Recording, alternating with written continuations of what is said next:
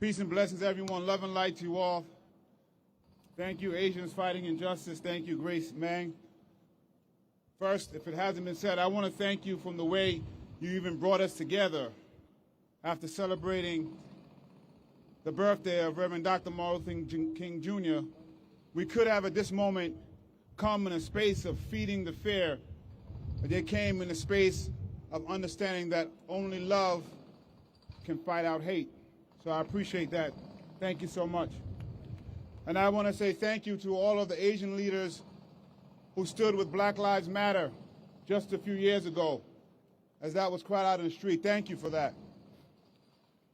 I also thought about, as I came here, there were a lot of folks online and other places who were asking whether it was confirmed whether Michelle was targeted because she was Asian. And I thought about how to respond to that. And then I looked and I realized that it was the people who wouldn't come even if she was.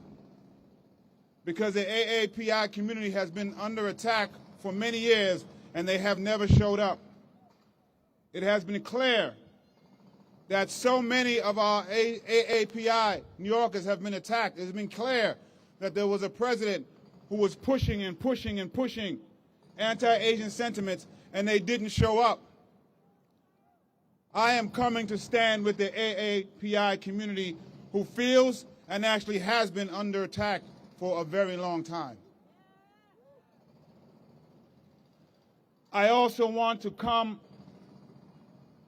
because I want to express anger of what happened. And I saw the beautiful smile up there of Michelle and so many others, the beautiful smile in the pictures that were put out, the anger of how badly we failed her.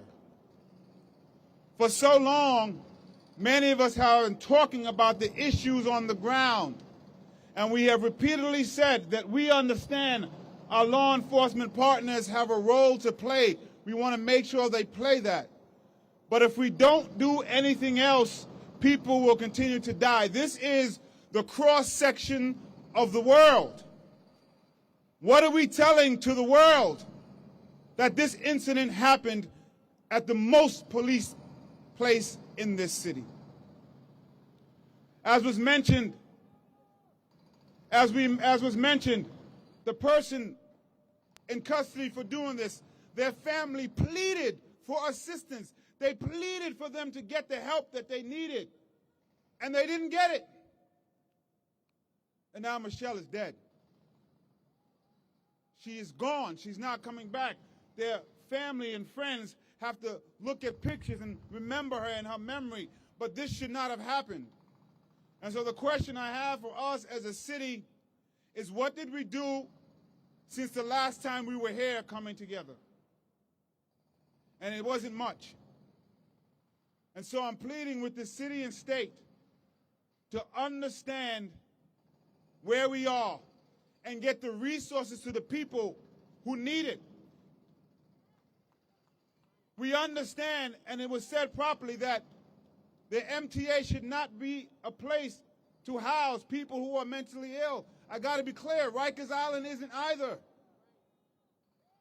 The vast majority of people there have mental health issues. It is the largest mental health facility in North America.